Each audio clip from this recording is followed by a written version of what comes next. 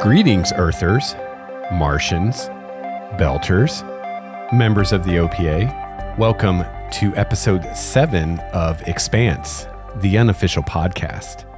I'm your host, Lex Starwalker, and joining me on the show today is Nikki Starwalker. Hi there. Welcome to the show, Nikki. Thanks. So this is a pretty momentous episode for us because we are going to be discussing the first episode, the pilot episode of the TV show. Yay, it finally came out. So be warned, if you have not seen the first episode of The Expanse, the TV show, this is going to be chock full of spoilers. We are going to spoil the shit out of the first episode. So if you have not seen it and you don't want to be spoiled, press stop now, come back after you've seen it, and listen to it then. This is your only warning. Yes, and there are quite a few places that you can see it now. It's up on YouTube, on Sci-Fi's YouTube channel. It's also on the Expanse website on sci-fi.com.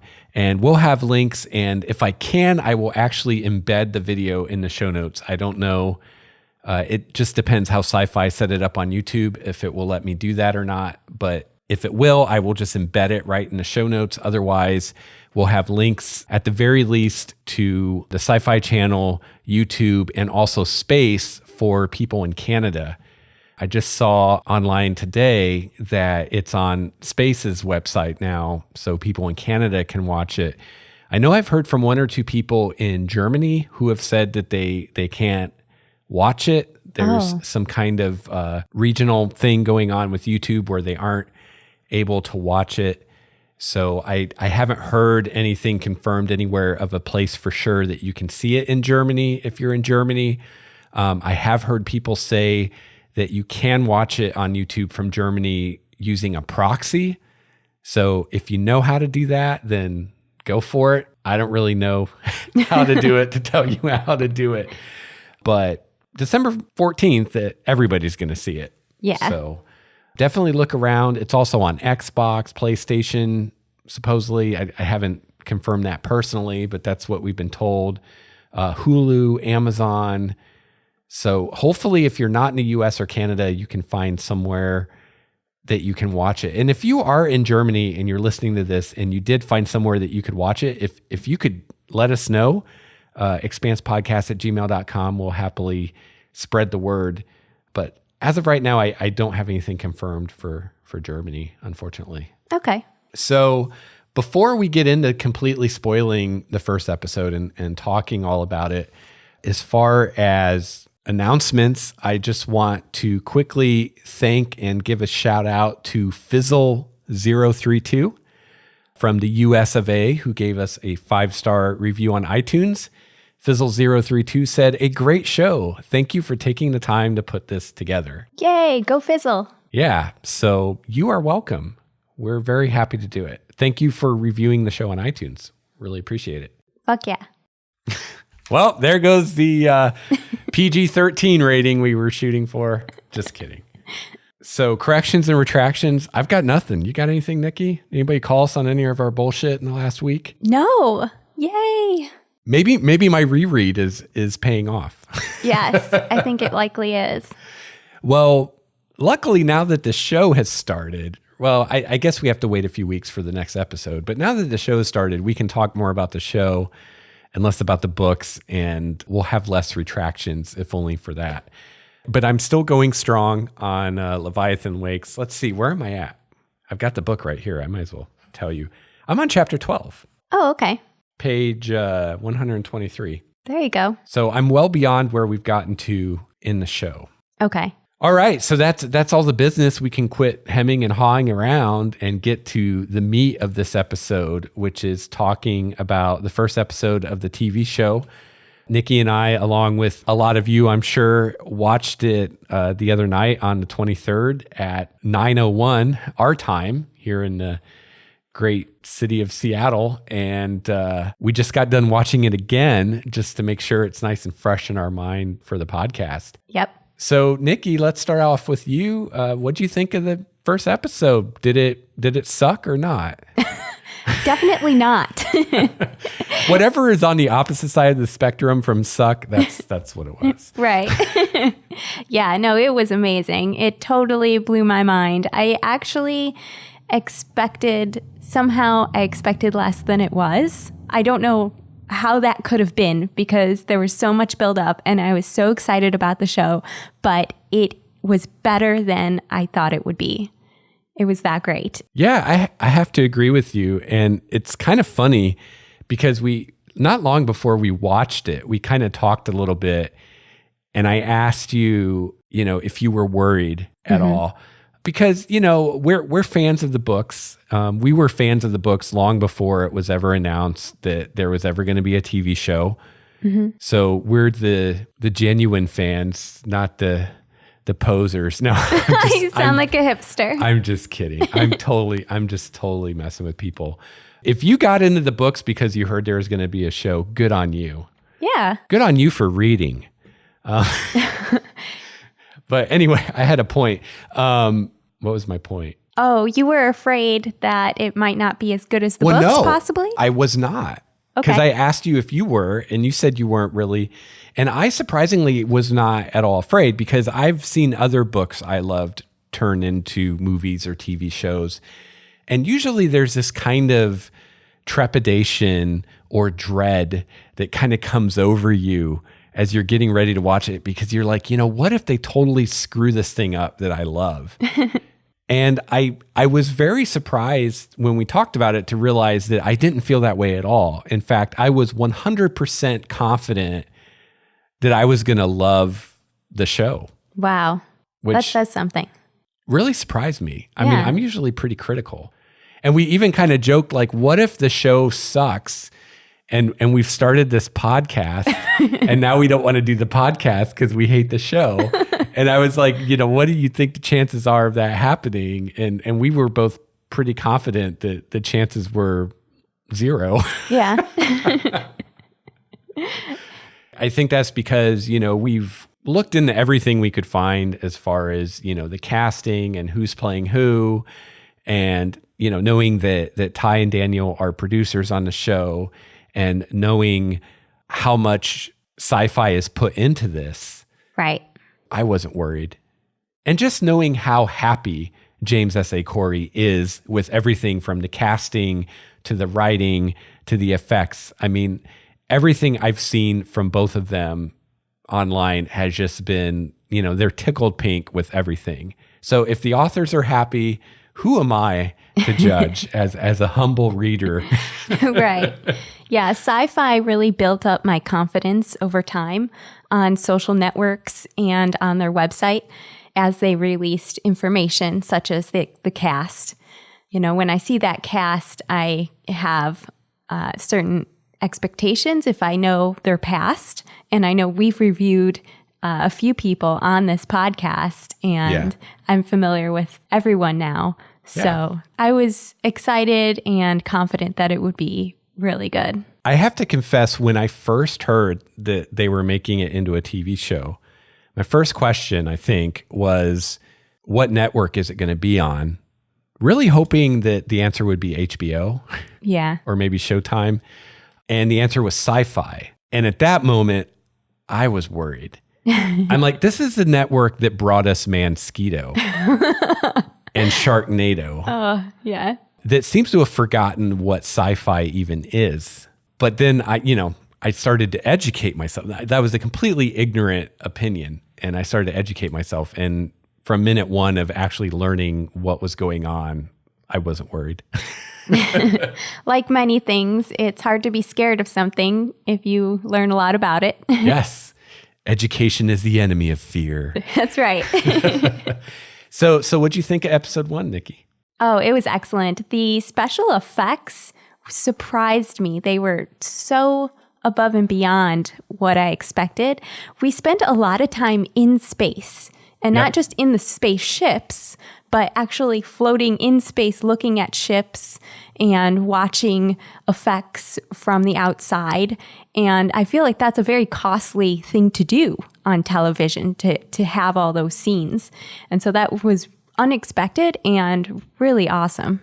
It's funny that you bring that up because I didn't actually think about that, but you're right. We spend a lot of time looking at the Canterbury, looking at the night, looking at the scopuli, and I didn't even realize it until you said it, how much of that time we spent, because every time there was something happening. They didn't make the mistake of Star Trek, the motion picture of, we're going to spend 10 minutes panning around the Canterbury as it cruises through space and nothing is happening. And we're going to play this swelling, majestic music. And back in whenever Star Trek, the motion picture was made, I mean, maybe that went over well. I really don't know. I mean, that was before my time, but it didn't age well. Like watching that movie now, it's like, oh my God, will you have something happen? Yes, the Enterprise is beautiful. We get it. We got it in the first 30 seconds. We didn't need 10 minutes. And yeah, they showed us that. And I think the big kind of star of the show as far as the effects was the Canterbury for me. Oh, yeah. And just showing the size and mass of that ship. But yet I don't know, they spent the perfect amount of time, I felt like. Right. It was enough to really like impress on you like what a marvel of engineering this thing was, but not a second past that, not anywhere near to the point where you're starting to be like, okay, I'm ready for something else. Yeah, you were never bored. No, not at all.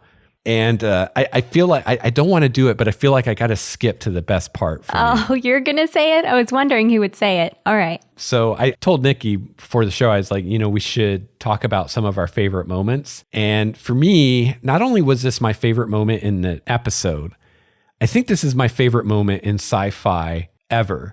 And I originally online, I said this was my favorite moment in sci-fi television. I'm including movies now. Oh, anything. Wow. The Canterbury flip and burn. Yeah, flip and burn. Fucking epic. That great. word gets thrown around a lot, but this is a time when it's adequate. I think I had like palpitations. I'm pretty sure the first time I saw that, either my heart actually stopped for a few seconds or it skipped a couple beats. I'm not sure what happened, but something was going on in my chest that was not normal. Yes, I just sat there amazed at the effects. It was so exciting and so thrilling when they actually did the maneuver. And on Sci-Fi's website, they actually have a definition of it because I just wanted to read a little bit more about it. And so they're flipping so they could go in the other direction and accelerate. And when they accelerate, it creates gravity. Just a quick summary. Yep. Okay. And it was just riveting. I couldn't believe how good it looked. It was so exciting. That scene definitely gave me chills. If I have one criticism of this episode, and it's a small one, my small criticism is we have this scene with the flip and burn, and it's like you say, they're moving in a certain direction. They get this distress call from the scopuli. They finally decide that, we need to go check this out. And so they have to kill all this momentum that they have heading towards Ceres in order to go check out this little ship parked by this asteroid. And so they flip the ship around and burn, in the well, I guess we don't really know. It probably wasn't the exact opposite direction because they had to change their vector too, but they're burning basically in the opposite direction to slow down, right? Right. And we have this beautiful scene where everybody's strapping in and they're hitting the juice, which is this cocktail of drugs that allow you to withstand the high G-forces of this burn. And we have these beautiful special effects. For me, it was the high point of the whole episode. That was the moment that really hooked me. Like in writing, you talk about the hook, the thing that just like grabs you and like now you're invested in the story and you're going to see it through. That was it for me. I was like, I want to see more of this shit. Like, as awesome as this is, I can't wait to see the Nauvoo now. Oh my God. Oh yeah. Or the million other things in the series that are just going to be amazing visual effects. But my one criticism is we see this happen. We see, the burn happen. We see everybody like, oh, in their seats. And then we cut to the next scene and they're at the scopuli. They're, at 0G again. The burn is over. And what you don't realize if you only watch a show and you didn't read the books, that burn was 2 days long. I just looked it up. 2 days. Wow. They were on the like that for 2 days. Oh. And I just wish they would have, like, the next scene had the little text that says 2 days later or something, you know. And I'm sure later at some other point with some other high G burn, they'll let us know that, oh, you know, they're like this for, it's not like a few seconds, it's days, hours, you know, that they're like this and they can't move. Yeah. Because the G-forces are so high. I feel like that would have added something even more to that if everybody, I mean, I realized it. I'm like, oh my God, I can't believe they're enduring this for this long. But I think, you know, the TV audience, there's no way that they could know that it was 2 days. Yeah. Just to play devil's advocate, I think that it might have slowed down the pacing potentially, just because then you ponder, well, what happened during those 2 days? And you kind of have to show somehow that they couldn't move. Sure. and I'm sure that there's very good reasons, you know, that they chose to do it that way. Mm-hmm. But as someone that read the books, I'm just like, oh, I wish everybody could realize that this was going on for 2 days. Right. And because if you don't know anything else, just looking at what is in the show, you could easily think, oh, that burn was like 30 seconds long or something. Like what we saw, that's all there was. You know, and that's something I think that trips people up a lot with TV and movies. And it's something as like a viewer that you have to always keep in mind that you aren't seeing everything that happens. And when there's a cut, you don't really know unless they tell you how much time transpired from one cut to another. And sometimes I've seen with other shows or movies or whatever, confusion in people because people tend to assume that what they see is all there is. Mm-hmm. Or that, you know, they saw the whole scene. And it's like, well, no, there may have been more after the cut that you didn't see that happened. Right. So you got to keep that in mind.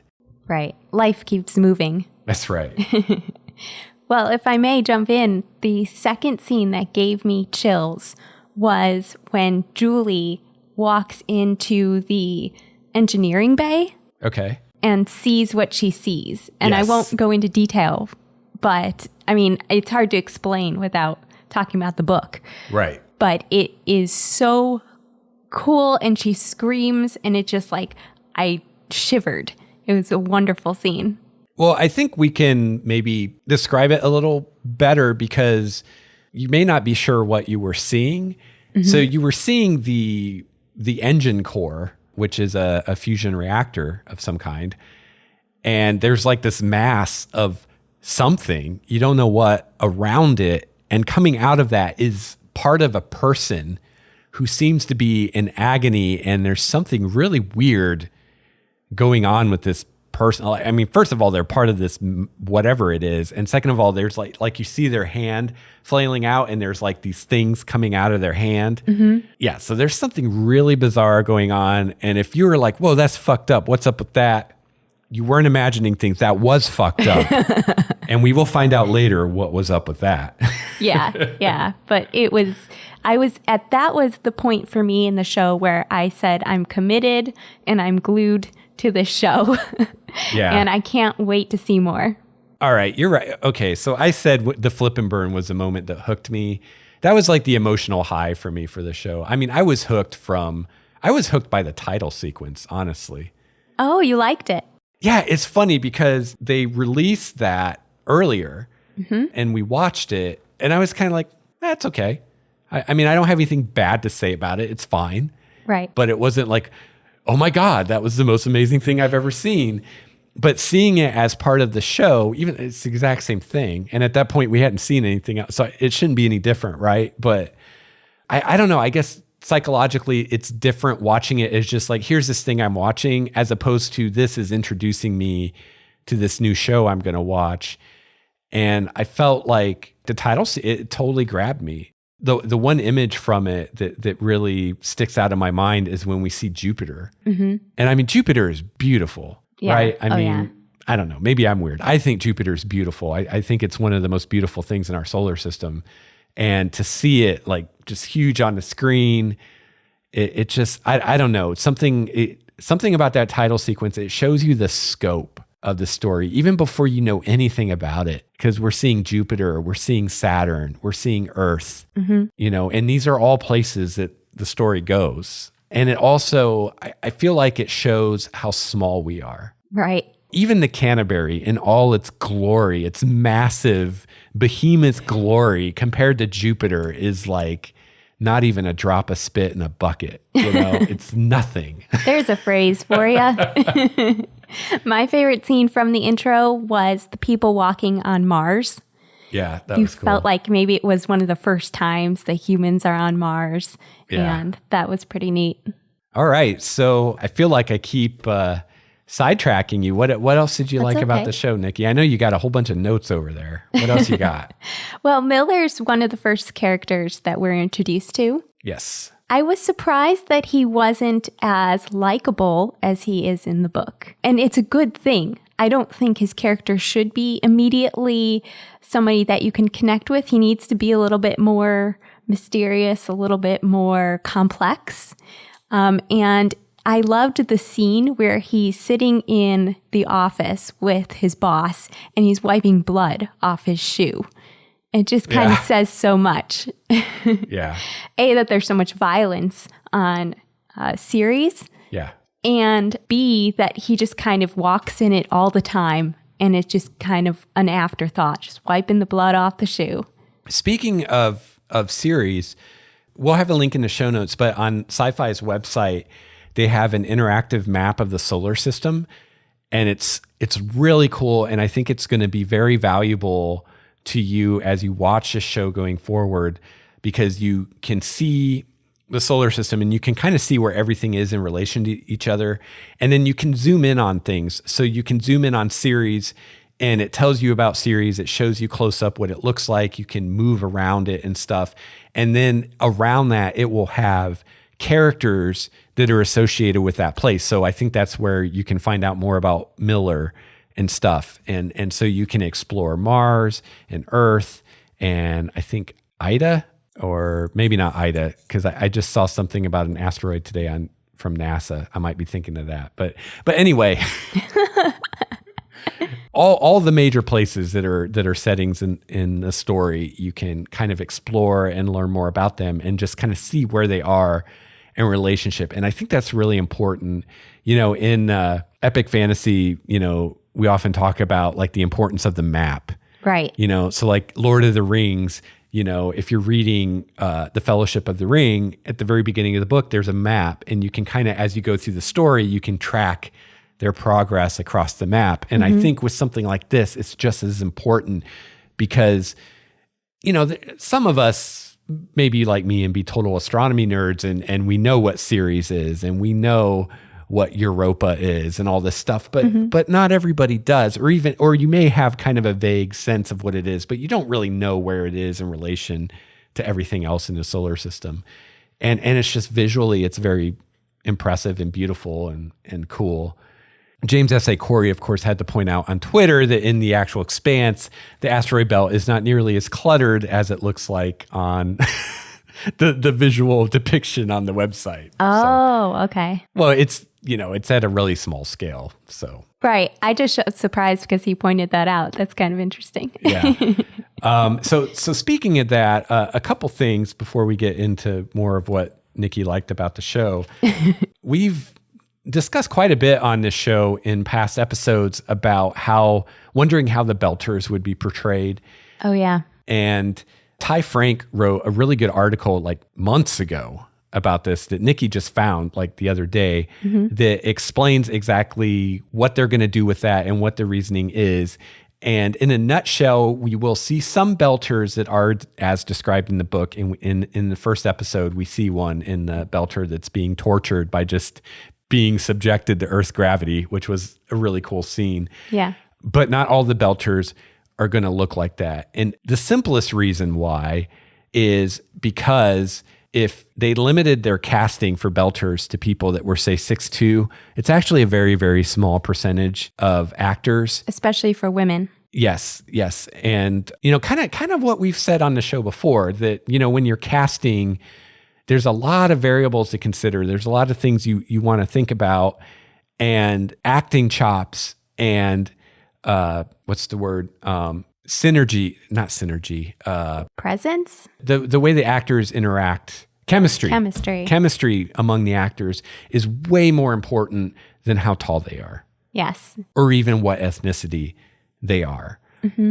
So we will have that article linked in the show notes as well, because he explains it really well. This was a decision that they made way early in the production of the show. And I mean, like, who gives a fuck what I think? But personally, I think they made the right decision, and I completely agree with the reasoning, and I think it was a really smart move. So they are going to, convey that, by having some belters that are like that, like the one that we saw in the first episode. But kind of like we discussed on the show, they're also going to do it through dress and language and things like that. And something I noticed watching the first episode again tonight was that they kind of, through the dialogue of the show, they tell you that, well, not all the belters are like that. Right. Which I think actually makes sense, because that's kind of how evolution works. I mean, this is only a few hundred years in the future. From an evolutionary standpoint, it's not nearly enough time for all the belters to look different. Right. I mean, that would take millions of years, not hundreds. So I think it was a smart move for a lot of reasons. Do you have anything to say about that, Nikki? No, I agree with you. And I think that the show has to be taken on its own terms. Yes. I know we talk a lot about comparing it to the book, and that's just because we're fans of the book. But I go in thinking, okay, this is its own being, and it's separate from the books. It might be different. And they are doing that, like you said, for many, many reasons, including real world reasons. And all of them good reasons. Yes. So if you want to know more about that, definitely check out that article, because I think he explains it really well.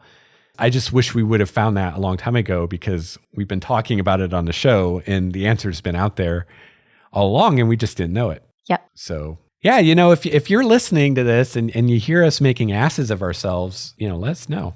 If you know something we don't know, feel free to let us know. Expansepodcast@gmail.com. We don't like looking like asses. Yeah, or like idiots or morons or insert your favorite adjective here. Oh, God, I guess those are them. nouns. Never mind. My grasp of the English language is fading by the minute. Another thing that I saw someone ask on Twitter that was answered by James S.A. Corey, one of them, I don't remember exactly which Twitter account it was. Someone was asking about how in the first episode, we get our first exposure to the belter lingo.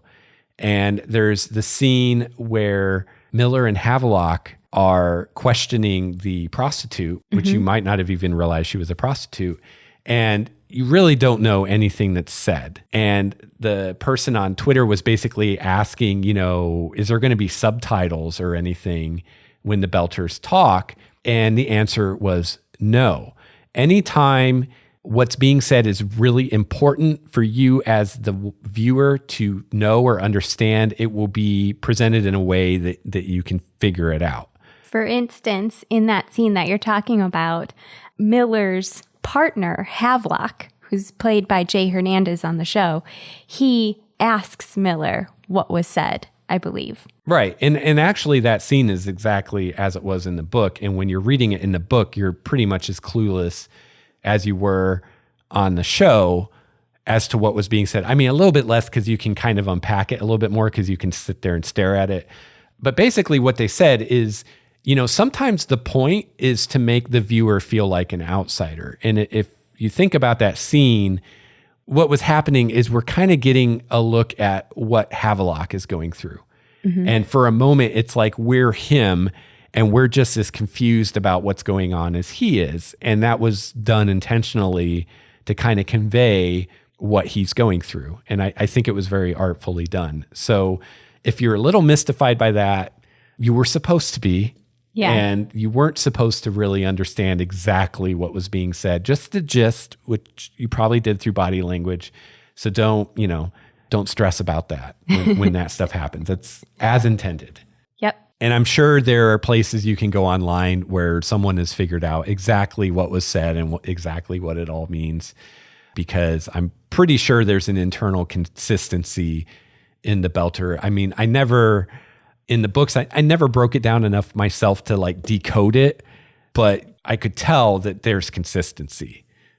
like those words mean something to James S.A. Corey. It's not just gibberish. So I'm sure somebody out there has decoded it and figured out what it all means. And if you find that, let me know. I'd love to check it out, but I haven't looked myself. So I guess I'll talk about some things I really liked. Please do. So I took some notes the second time we watched just so that I could remember. I already talked about the flip and burn. I had to jump to that because that won the prize for me, definitely. Another thing, and a lot of this is effects. Like the visual effects are just amazing. Yeah. Ceres, very beginning of the episode, Ceres blew my mind. It was amazing. I love the fake sky, how they pulled that off. That was one of the many things that, waiting for the show, especially when I was rereading Leviathan Wakes and it was describing how it has this fake blue sky that's supposed to look like Earth. Right. Actually, that part in the book we're in Miller's head, and like Miller doesn't know if that's really this color of Earth sky or not. And, he's thinking that Havelock had told him that it was the right color, but, he had to take his word for it because he's never seen Earth sky before. Yeah. So I was curious, how or if they would pull that off. And it was awesome. And it was really cool how they showed the stark difference between that part of the station that's the more kind of upper class part versus like the docks where a lot of the Belters were, where it was very dingy and dirty and grimy and all of that. That was super cool. I got to say, and I think Nikki might be able to help me out here. I was very surprised and very excited and happy to see an actor I really like in the show that I did not know was going to be in the show. I just know him as Death from Supernatural. Do you know his name? Yes, it's Julian Richings. I love this man. Yes, I get so excited. I know I've said that word 5 times now, but I do. I think he's an excellent actor, and the characters that he portrays are always interesting. Yes. And in this, he plays the gentleman who's responsible for keeping the air clean in a certain area. Ceres. Yeah, okay. In a certain area. Yeah. Okay. And I don't think we got the name of his character. I don't think so. Okay. But you see kind of how Miller lays down the law there in the way that he treats this character. Yeah, and that was really interesting. And I guess this is something me and Nikki need to discuss at some point. But I'm thinking as this show goes forward, we'll probably talk less and less about the books because more and more of you are going to be more interested in the show and maybe never read the books. And hearing us go on about the books could get tiresome if you haven't read them. Mm-hmm. But this is interesting because, and I would have never known this if I hadn't just started rereading Leviathan Wakes, but that whole scene is actually mentioned in the book, but it happens, quote, off camera in the book. Miller is just thinking about it. And in the book, at least, he doesn't indicate that he was involved in that. And actually in the book, that guy was spaced. They spaced him in the book. Okay. So basically, he was in charge of maintaining the air filters in a certain area of Ceres. And he was, cutting costs or whatever, and he wasn't changing them or cleaning them or whatever he was supposed to do. And it led to some problems. And Belters take their air very seriously. They take that kind of shit really seriously. And in the book, he got spaced for it, which means in the scene, they put him in the airlock, or Miller puts him in the airlock and starts decompressing it to like freak him out, but then he lets him out. Well, in the book, they spaced, like they opened the outer airlock and let him go off into space and die. Right. Now, Miller doesn't say that he was at all involved with that. Yeah. So I'm really curious because I know there's quite a few novellas and short stories out and we haven't read them all yet. And I'm really curious if one of those maybe involves that and we find out in the short story that Miller really was involved, or if that's something that they changed or added for the show, or if maybe James S.A. Corey always knew that Miller was involved, but had never divulged that in print before now. I don't know. Yeah, that would be cool. But I thought it was really cool that we got to see that. And I guess I'm going a little out of order, but another thing I really thought was cool, basically in a nutshell, I'm amazed how true it was to the book, almost scene to scene. And the dialogue so much of the dialogue was word for word exactly the same as in the book. And again, I wouldn't know this if I hadn't just read it like a week ago, but word for word, so much of it was the same, which I think is a huge kudos to James S.A. Corey's dialogue writing, that it survived translation into a new medium, like word for word. Yeah, that's amazing. And I think supports the theory that I've heard some people say that James S.A. Corey maybe wrote this from the beginning, if not with the intention of trying to see it in a visual medium, at least trying to think that way. Yes, when I read it, that's how I felt from the very beginning, the first book. It read like I was watching a movie or watching a TV show. And I think that was really smart, even if it wasn't a thing of, oh, we want to see this on the big screen one day, just to write that way, because that's what we're all used to now. But most of us now in this day and age are much more familiar with movies and TV shows than we are with books. And so I think in the future, we're going to see more and more books written in that way, because it's just what we're used to. It's the way we're used to consuming our media. A lot of it's exactly the same, but they did make some changes. And every change I saw, to me at least, it was immediately apparent why they did it that way. And it was always like a really good move. So one of those changes is we see, I think it's one of the first scenes or the first scene in the show, we see one of the workers on the Canterbury lose his arm to a big chunk of ice. Right. In the book, that happened, quote unquote, off camera. We see the aftermath, the scene where Shed is, evaluating him for his new arm. That scene was in the book, but it actually doesn't show, the accident happening. But in the TV show, we see the accident happen, and it was brilliant. And it was so smart to do it that way, because right away it conveys like, this is dangerous stuff these guys are doing. Like the slightest thing goes wrong and you're dead or worse. Yeah. And again, I think it's unusual because a lot of times when I see a book converted to the screen, they are taking out scenes like that. Right. Scenes that would require special effects and require a lot of interesting camera work. And it was a very effective scene because they're playing this upbeat music that felt kind of world music-ish, which was very appropriate for the show. And then all of a sudden this potential tragedy happens. And then the next scene, when you see him getting checked out by Shed, you learn, okay, he's going to get a new arm. And in the scene, he wants an arm made by belters, which also says a lot about the world. So you do learn a lot about things just from this one incident. Yep. Yeah. So there are a few things like that they changed. Again, I'm not going to really go into that, because if you've read the books, then you know what they changed, and you can probably figure out why just as well as I could. And if you didn't read the books, you don't care. So so we'll move on. Another thing, I guess, while I'm still on this topic that surprised me a little, I guess, is I don't want to say the pacing, because the pacing was perfect, but the speed with which they are moving through the story. I wanted to actually check, and I forgot to check. I wanted to see how many chapters of the book they actually covered in the first episode. Without checking, I'm guessing maybe 4, like 2 Holden and 2 Miller chapters, it seemed like. And they even did the cuts about the same, it seemed like, from one to the other. Okay. But I think if you would have asked me, I would have expected them to be moving through the story more quickly. I would have expected more to have happened in the first episode than what happened.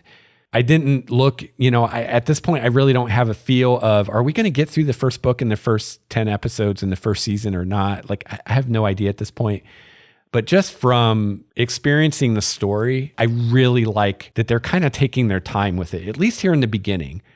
They didn't power through, let's get through the first third of the book in the first episode, or, they're really taking their time. They're letting us get to know the characters, and they're really letting the tension build, which I think is super smart. And I'm not going to say it on the show because I don't want to spoil anything, but I've theorized to Nikki where I think the first season will end, because I think it's a safe guess that it will end on a cliffhanger. And I think I know which cliffhanger it's going to end on. Okay. So we'll see. Okay. Do you have any other favorite moments that you want to talk about? Oh yeah, I've got more. They're just little things, like little details that I think are really cool. Like I love the crack on the screen of Miller's PDA. Yes, that was great. Which I don't remember ever in the book them saying that there was a crack. Maybe they did, maybe they didn't. It doesn't matter.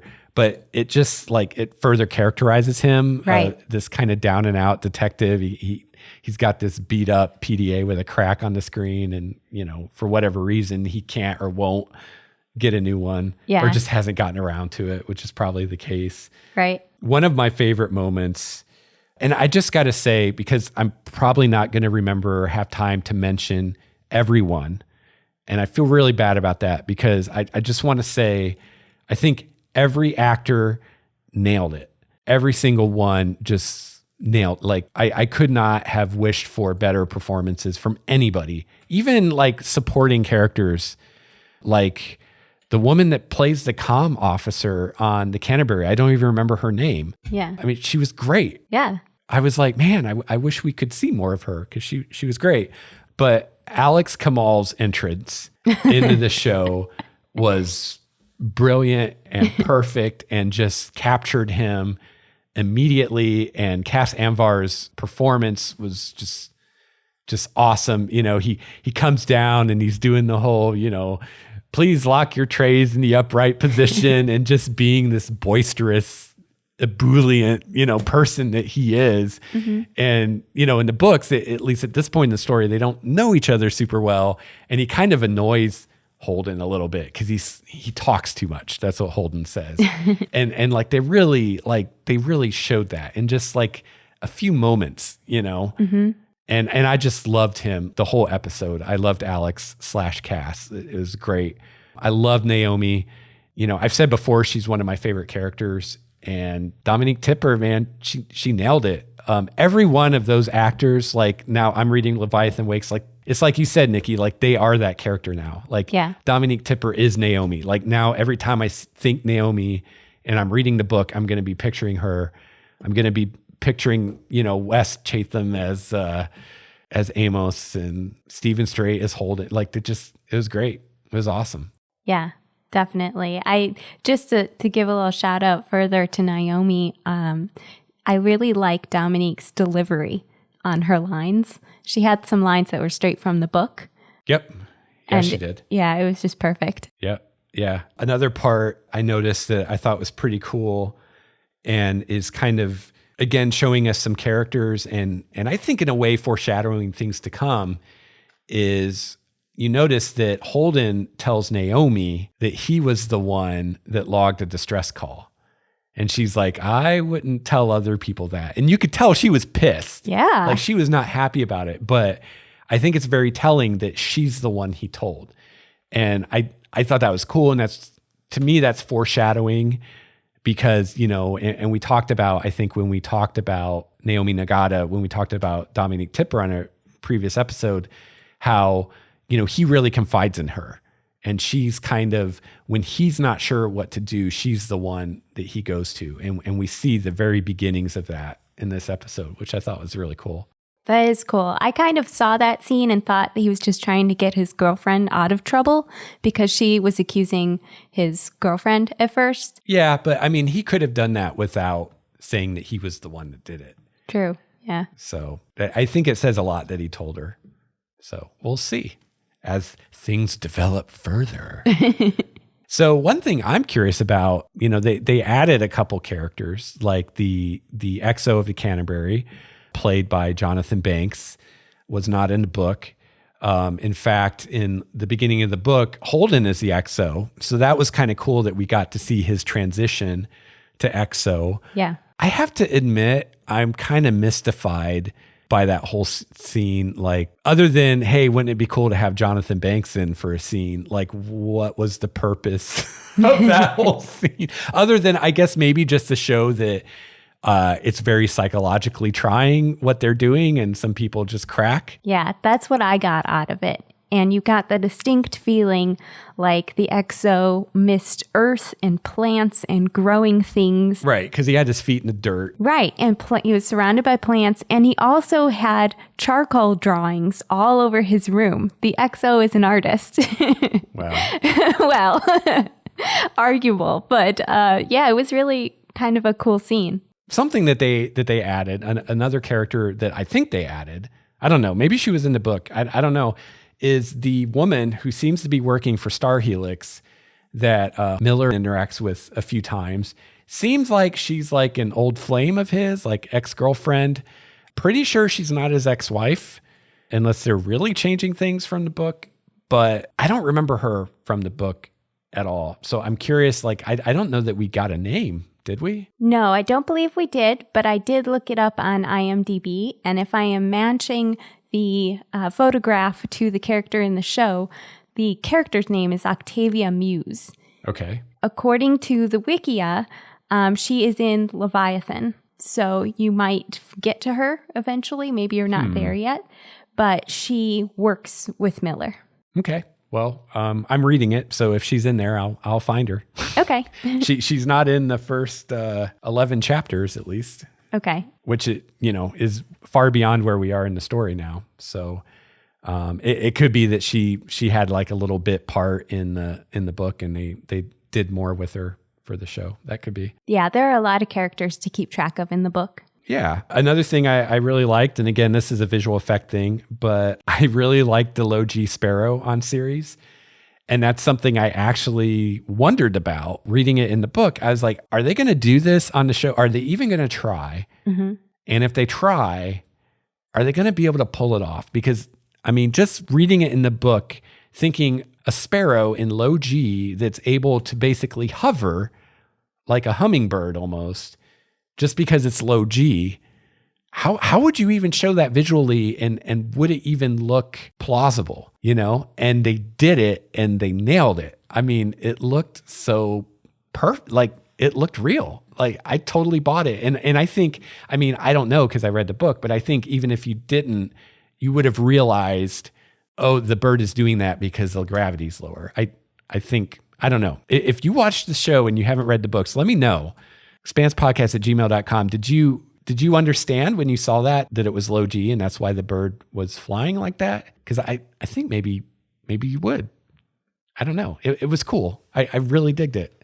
That was so awesome. And it's something like they could have just skipped it, right? I mean, it didn't really matter. They could have just been like, oh, that's too hard. We're not going to do it. Or, it doesn't really matter to the story. We're not going to do, or whatever. Mm-hmm. And they did it and they nailed it. It looked great. It was awesome. Yeah, it was really nice. Loved it. I think it probably gave them a chance to address some more of Miller's characteristics because he started talking about the kid that was holding the bird. Yeah. Do we want to talk about that? You mentioned you thought you wanted to talk about it. We don't have to. It's up to you. I think you want to talk about it. Why don't you talk about it? I thought that you had an interesting comment to make on it, and I agree with you that they're trying to make Miller somebody that you can connect with a little bit more because he comments on having kids, and he says something like, oh, I missed the boat on that.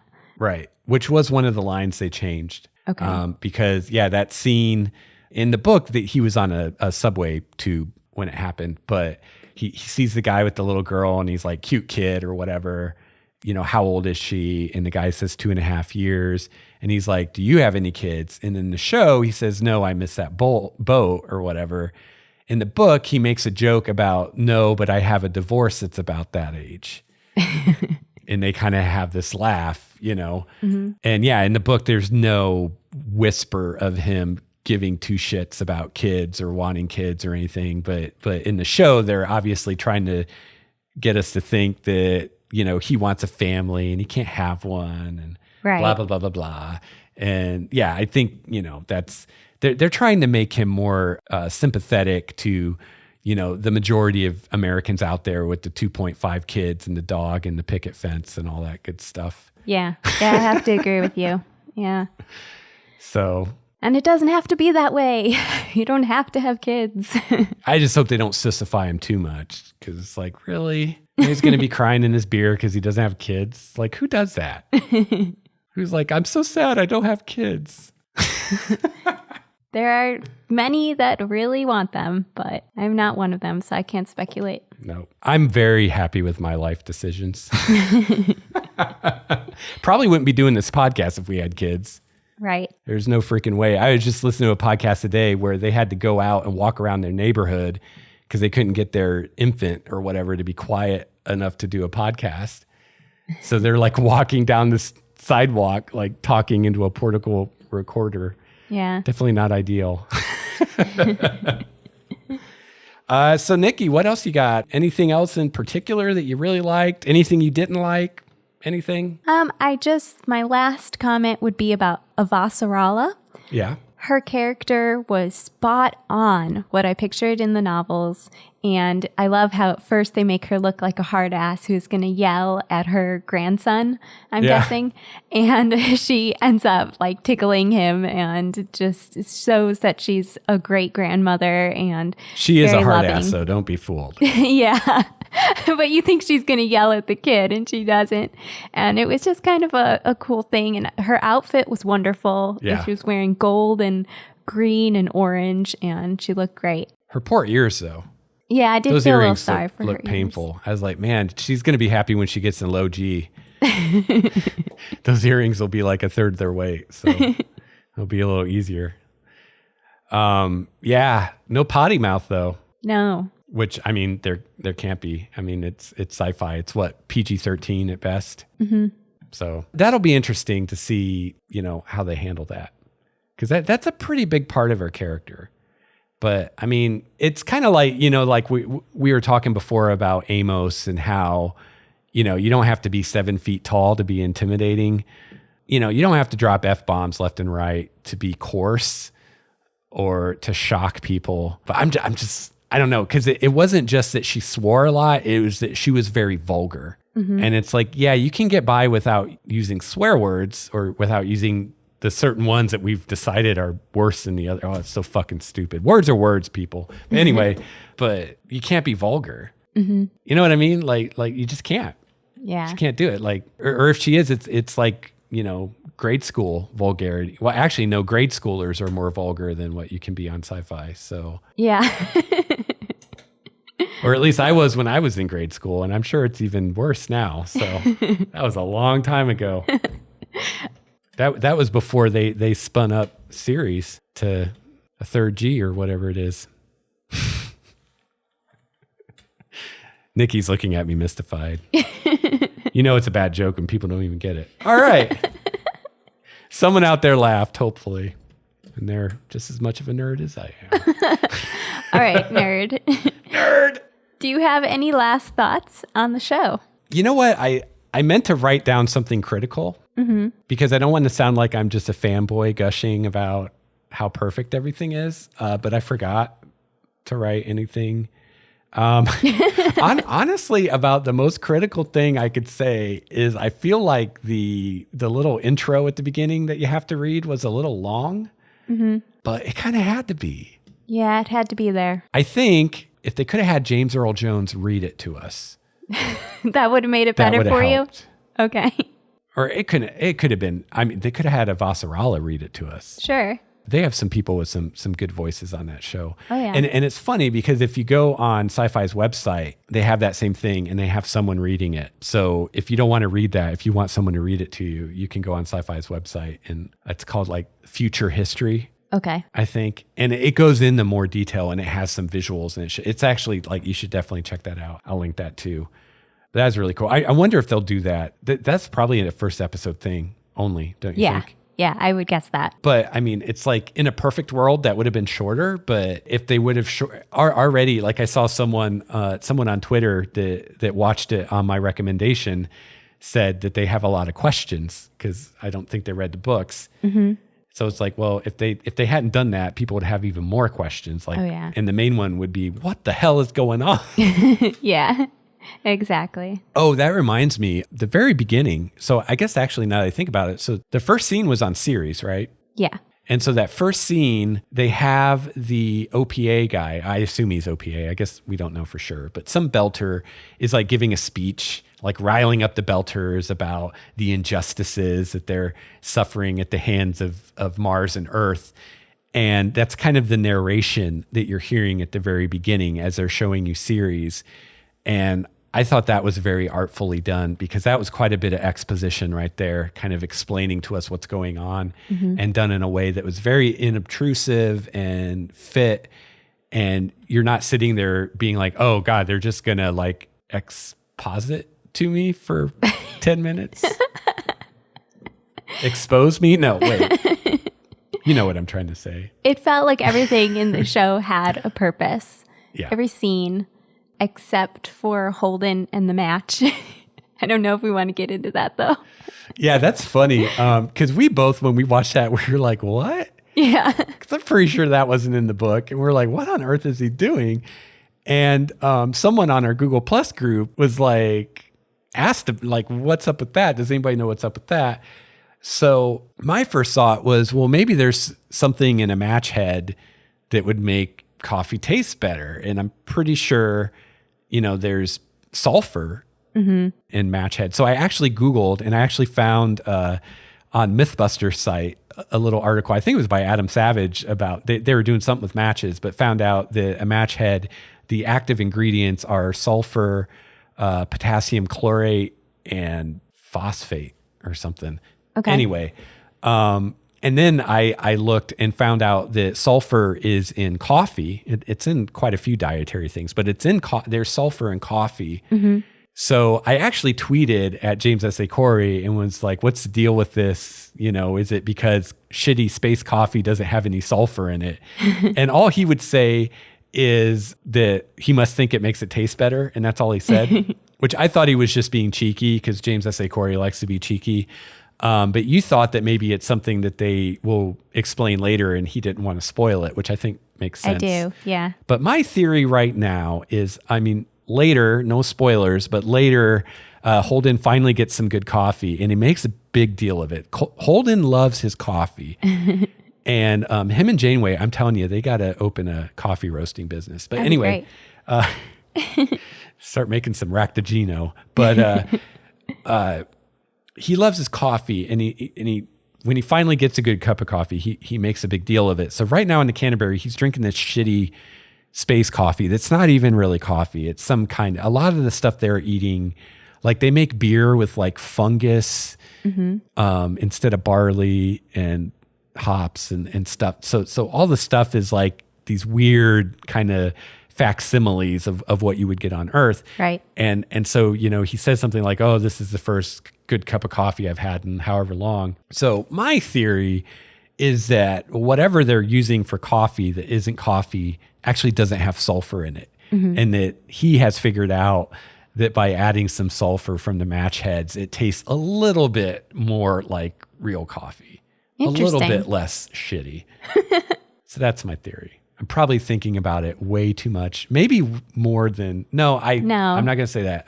I think it's there for a reason. I think there's a reason he's using a match head and he's not using something else. Yep, exactly. There has to be a reason. Yeah, because everything else in that show has a reason. Like every scene. Yeah. I feel like. So I think we'll learn what that's all about later. Yeah. In writing, they talk about your writing doing heavy lifting. Which is to say, when you write, you want it to be very concise. You don't want to just throw a bunch of words on the page like your J.R.R. Tolkien or something. You want to like get to the point in as few words as possible and choose your words very carefully. Okay. See what I did there? I'm going to get hate mail. Don't bring him into this. But they talk about how, whether it's a line of dialogue or it's a scene, like everything, you want to do heavy lifting, which is to say you want to do multiple things at the same time. You want to establish setting, you want to establish character, you want to advance the plot all at the same time with one little snippet of dialogue or whatever. And they're totally doing that with this show. Like everything is doing multiple things at once. And it's so subtle. Like I was talking to you about how there's this moment, I think it's when Holden, I could be wrong about exactly when it happens, but I think it's when Holden is choosing the people to go on the night to go check out the scopuli. And there's this moment where Amos like glances at Naomi, like just this kind of glance, like, where do we stand on this kind of thing? And she kind of gives him a nod or whatever. And it was just like, it wasn't like, I don't think the camera was even focused, like it was in the background. You know, it wasn't like, they didn't shine a big light on it, but it kind of showed how he kind of follows her lead and he looks up to her and all that. And just stuff like that, just everywhere. Yep, for sure. So before we wrap this bitch up with a nice, shiny, tidy bow, we'd love to hear from you. What did you think of the first episode if you watched it? If you didn't watch it, hopefully you're not listening to me right now because you didn't want to be spoiled and you turned us off like an hour ago. What'd you think? Shoot us an email, expansepodcast@gmail.com. We're both on Google+. I'm Lex Starwalker. I'm Nikki Starwalker. And we're both on Twitter. I'm at Lex Starwalker. And I'm at Nikki Starwalker. So we'd love to hear from you. Expansepodcast@gmail.com. Let us know what you thought of the first episode of the TV show. Let us know what was your favorite moment. What blew you away? Are you on the flip and burn team like me and Nikki? You think that was the highlight, or what was it for you? So that's going to wrap it up for us for episode 7. Next week, we'll be back to talking about the cast and characters until December 15th, when we can see the second episode, which we're very excited to see now. Sweet. Seems like an eternity that we have to wait, but we'll just keep watching episode 1 over and over and over again. Oh, if our listener only knew the truth in that statement. Yeah, I am not joking. So until next week, fair listener, conserve your oxygen and your water. Resources are precious in the outer solar system. So long, and thanks for all the fish.